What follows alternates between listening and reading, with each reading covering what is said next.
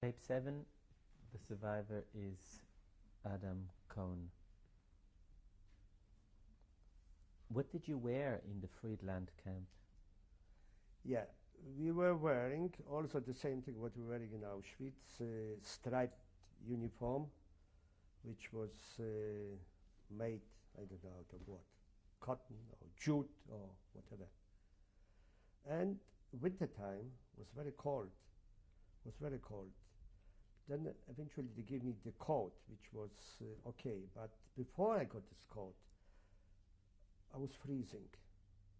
And I remember we went one Sunday outside to work to clean up some barracks. And I found cartons. And I put the cartons inside the uniform. Because it was nothing. We didn't have any shirts, only the uniform, and that's it. So I put inside to keep me warmer when I came back to the camp. And it was really a little bit warmer. But when I came back, they searched me, and they have seen that I have cartons inside. They said, "You shouldn't do that. You pinch the cartons. You shouldn't do that. We're going to punish you for it." So in the frost, I had to take out the cartons, which I had inside. And in the frost, they asked me to stand on one leg. I don't know, I don't remember how many hours, but it was terrible. On one leg and keep the hands up like this. I don't remember how many hours, but it was terrible. But I couldn't stand on one leg. So when nobody looked, I put the leg down and put it up again. And that was the punishment which they gave me. And that for pinching a little bit of paper to put it inside to keep it a bit warmer. Describe the sleeping quarters. Now, the sleeping quarters, we were sleeping on banks. One on the bottom, the other one on top. Now, when we are going, especially Sunday, only Sundays, to work outside, so we're cleaning mattresses, straw mattresses of other people, you know, maybe burning or whatever, cleaning up the barracks of other people. And I remember we brought from those camps, from those barracks, we brought fleas to our camp. And the fleas were breeding, perhaps, and there were so many fleas that we couldn't sleep anymore at night. And the fleas were breeding inside the straw mattresses. And the fleas were biting us terrible during the night when we were sleeping. So what we had to do, I threw out my mattress and I was sleeping on plain planks, covered myself because we had blankets, so I covered myself in blanket. But it was terribly cold. So I decided with one of my friends, he's here in Melbourne, David Prince, that we're going to sleep together. Sleeping on the planks, covering ourselves with two blankets, and sleep together on one bank. What we did. So we didn't have any more of those mattresses and no fleas anymore. And we were sleeping like this, but it was very tight. At night time, for instance, people were going to the toilet, you know, to urinate. We didn't want to go to the toilet to urinate, so we had a little tins.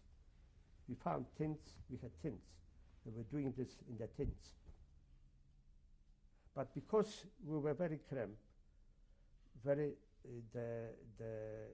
bank was very narrow, so we were sleeping together. It was very tight.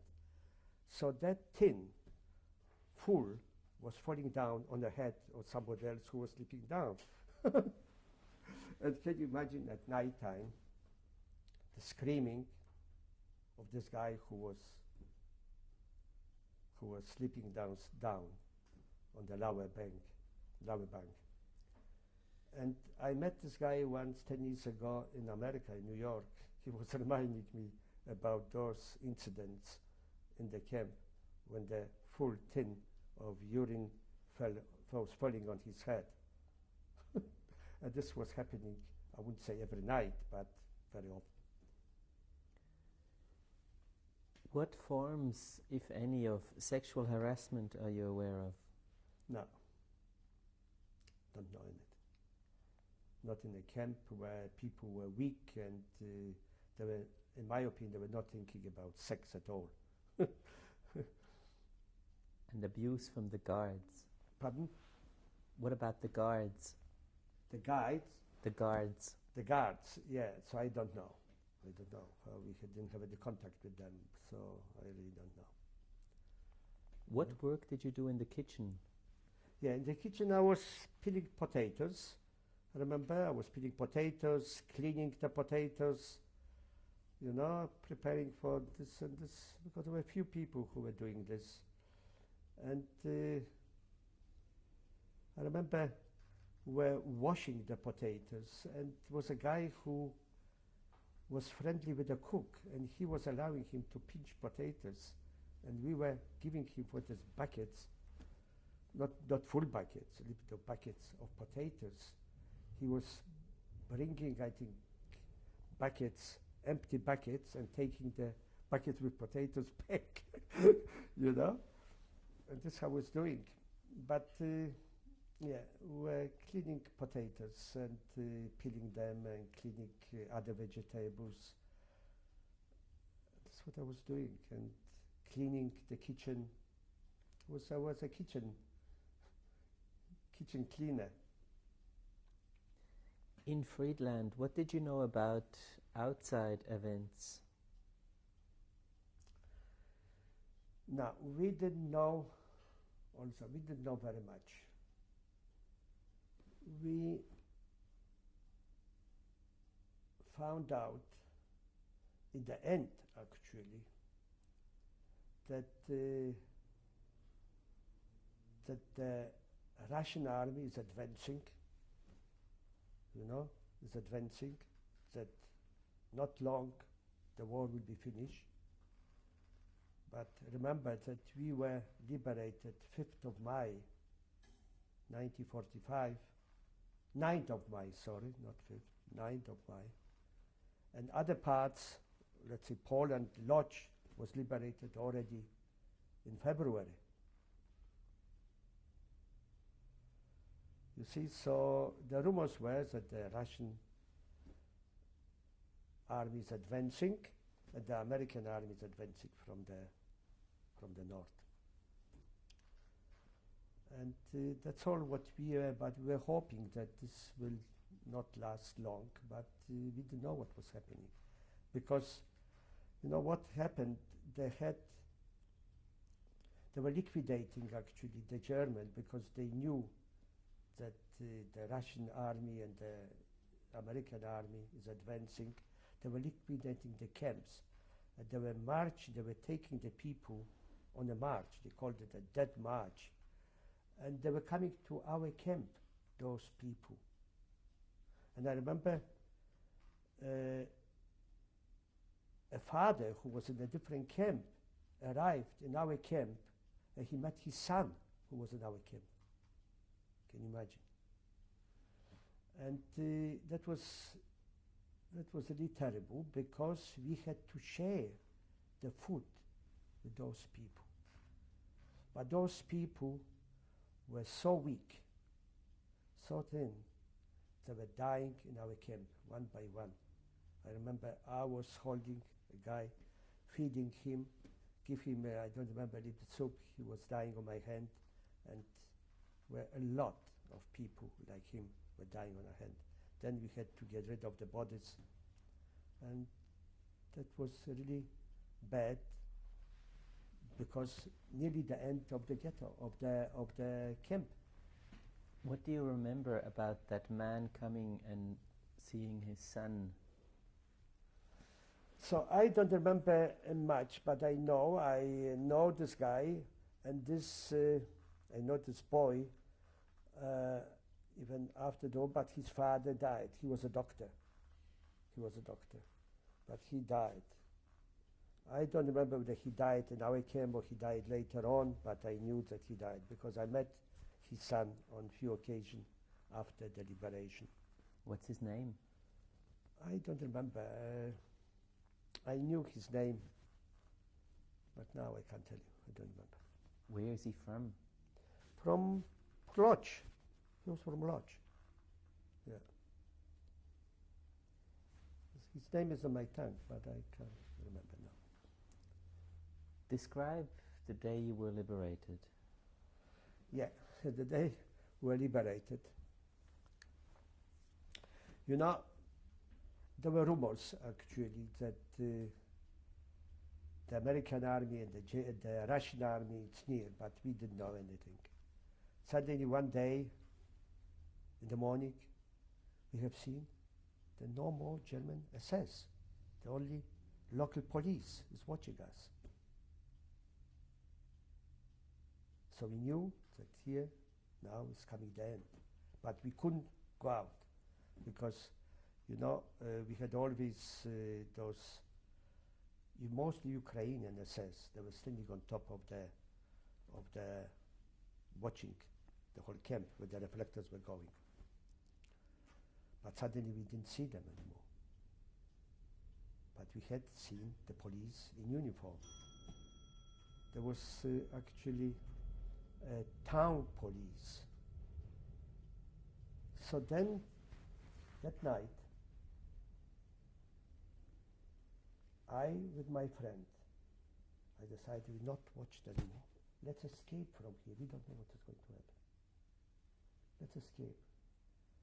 So we, through the wires, went out. That was nighttime, but very early night. I don't know what time was it, but it was already getting dark. So we escaped.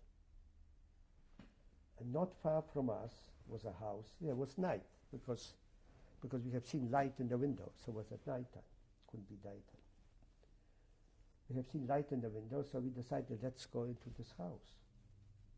We took a risk. We knock at the house. A young woman opens the door with a little baby on the hand. So when she opened the door, she nearly got frightened, you know. So I said that we are from this camp here. And she knew actually that we are not criminals, you know. She knew about it, that we are not criminals. And we told her that we run away now and we want civil clothing from her if she got. So she invited us into the house. So she told us that her husband is a prisoner of war somewhere in Russia, and she goes here with a baby. So she said yes, she can give us the civil clothing of her husband. She gave us. And then I asked her also a cap, because we had in the camp shaved here, right in the middle. We called it Lausenallee.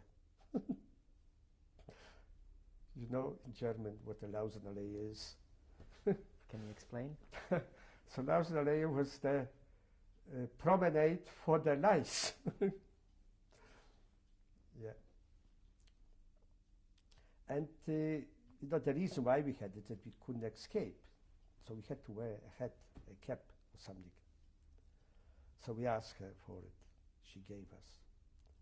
Then it was already late at night. We asked her whether we can sleep here. She said yes. We got an empty room. We could sleep here. She gave us, before that, she gave us to eat food, beautiful food. The first time we were eating something like this. And she gave us a bed to sleep. It was a double bed. I with my friend. We have never slept on something like this. On a proper mattress, covered with the duna, you know, cushion, soft. We couldn't sleep because it was too good. And really was unbelievable, unbelievable. Good food, you know, and such sleeping condition. All right. So in the morning, we dressed ourselves in this civil clothing, and we wanted to get out. We said to her goodbye, then we are outside the door. Where we are going? Where can we go now? We don't know where to go. It's still war. So you know what we did? Those two idiots, we decided to go back to camp. So, but you know, we had a feeling that that it's the end already. You know, it's coming. So we went back to camp, be together with other people. We didn't know where to go because we were frightened. And when we went to camp, back again, everybody was looking at us. Where you got this from? You got the civil clothing, you got the cap. How? You have a look, you suit, double-breasted suit. It was unbelievable. They couldn't believe it. So, next day, the Lagerleiters, the Herrschgott, what I told you, they get, because the Germans were not there. We didn't go to the factory anymore. But the police was watching us. So he was telling us that it's a danger now to stay in this camp. Because the army, German army, who's escaping, running away, the last people, the last soldiers, officers, they will blow up our camp. Because they were blowing up some other camps. This is what he heard. So we had to escape next night, at nighttime, to run away from this camp, because they would for sure blow it up, together with us. So we cut the wires at nighttime. They had for the wires, and 500 people started to go into the mountains. So they told us, I remember now, not to go together, to spread out, because they can see us, they can shoot. You know, when we spread out, they can kill maybe one or two or three, but they can't kill the whole lot. So not to go together in one line, to spread out. And we were walking on the mountain, because there were mountains. It was a beautiful place, Friedland, you know, there were mountains all around. And we were walking like the Jews who went from Egypt out, walking right to the mountains. But what happened?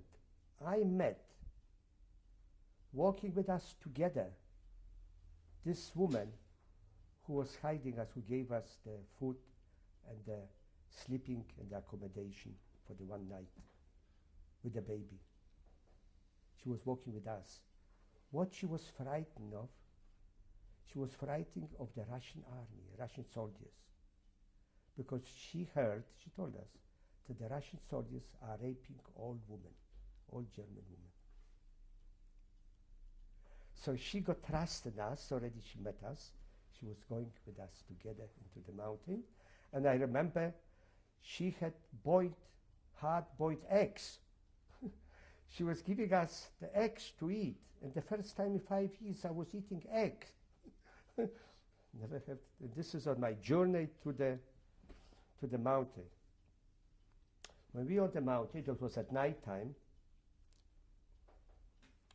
In the morning, right in the morning with the sunrise, we have seen the Russian army. We have seen tanks and also soldiers with machine gun on bicycles. And I can't understand. They had machine guns on bicycle and shooting like the going. So I have seen this from top of the mountain. So what to do now? So whoever had a white piece or white shirt or whatever, we put on a stick, because we found a piece of wood, a stick, and we were going down with this white stick down from the mountains. Because we were frightened that they were thinking it's whoever it is. And while we were going down, the soldiers, the Russian soldiers, an officer have seen this. We're going down, we met them. They asked us, who are you? So I thought we were prisoners. who were in this camp here. We are Jews. We're staying in this camp here. And they believed us. They were Russian officers. Some were Jewish. Some were speaking Yiddish to us. This one who knew how to speak Yiddish, they were speaking Yiddish. They were Jewish Russian officers, doctors, I remember. And we're going down. Eventually, we were all liberated. All liberated. And we were taking, I remember, we have taken one officer to the camp, to our camp, to show them where the camp was, whether we were staying here. And suddenly when we went into one of the rooms where we were sleeping, and we have seen our legs and our uniform and everything full of fleas. And the Russian soldiers, they had full of fleas.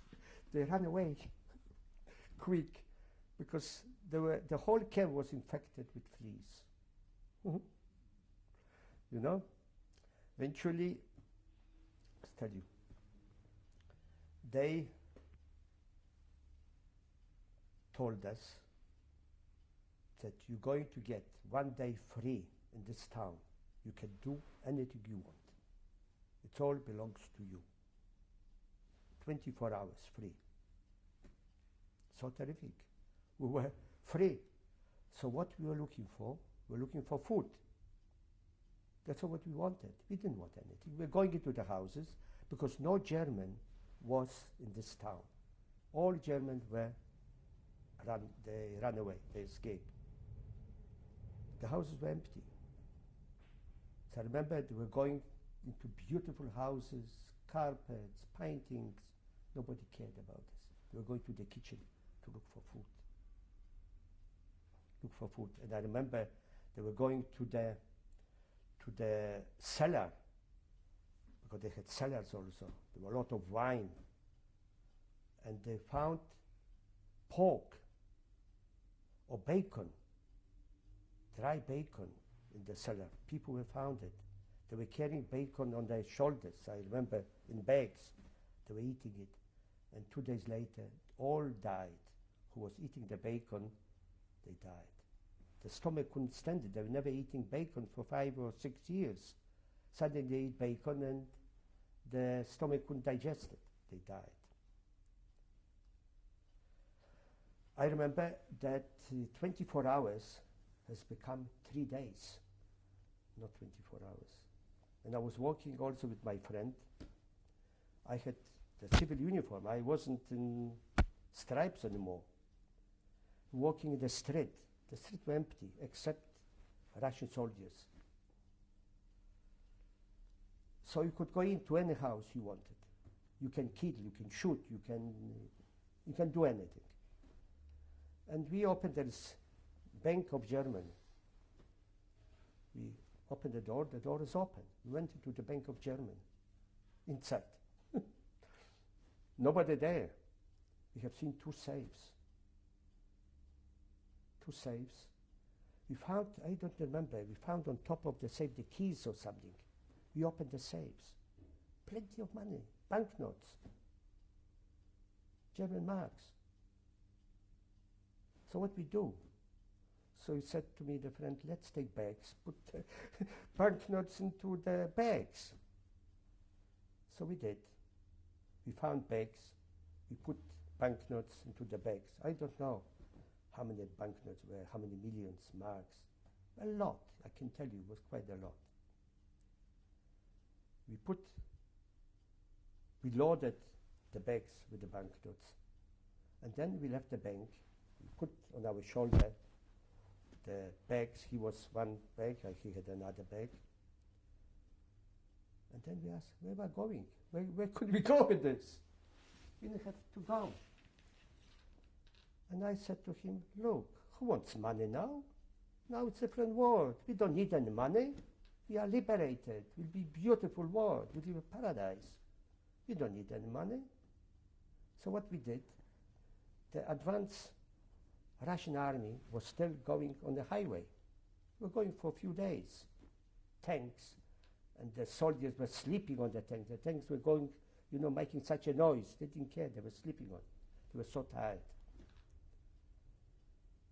So we're going to the highway where the army was going. And I have seen also bottles, big bottles of wine, where somebody else found maybe a wine factory. They put wine for the soldiers, for the Russian soldiers. So we said, you know what, we don't need any money. We put the bags on the ground. We started to throw to the Russians. German mark, they were catching it. Then we were throwing, I don't know for how long, until the bags were completely empty. They were catching. Then we were free. We didn't have any trouble with the money, with carrying, where to go, and so on. And that was the end of the money. You know, that I think 4 days later, or 5 days later, the infrastructure of this little town, Friedland, has improved. The bakers started to bake and so on. We didn't have money to buy a piece of bread. You know, and I remember in those time I had a room with a German family. They gave me a room upstairs somewhere, and I was sleeping over there. I don't know, 1 night or 2 nights, and I had also over there eggs on the table, raw eggs. Also, I found somewhere perfume, eau de cologne, and I had also on the table. And I was sleeping there with a bed. It was a German family, big family. Suddenly, at night time, it was about 2 o'clock, knock at the door. Knock at the door. I opened. I went down because they were frightened to go out. The Germans were frightened to go. They were, especially young girls, they were frightened of raping, that they are soldiers raping. Opened, there were 2 soldiers with guns. So I said, "Что ты хочу? What you want?" But they look for arms here at night time. Arms? Go have a look. Arms. They were looking not for arms, they were looking for girls. You know? So I opened the door, they went in my room. They have seen the raw eggs. They opened the eggs, they drank the eggs. They were so, the soldiers, Russian soldiers, so rough, so, you know, tough.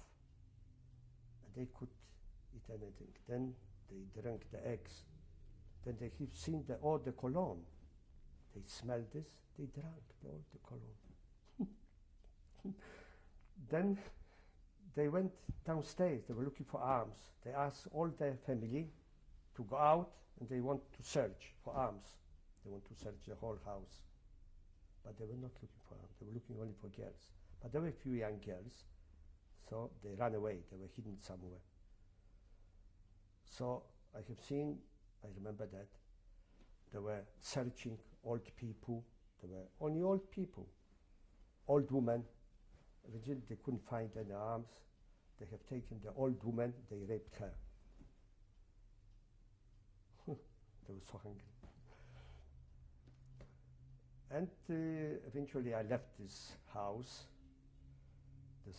because what happened, they gave me, and also 2 of my friends, they gave me a house after Nazi. We have to change the tape.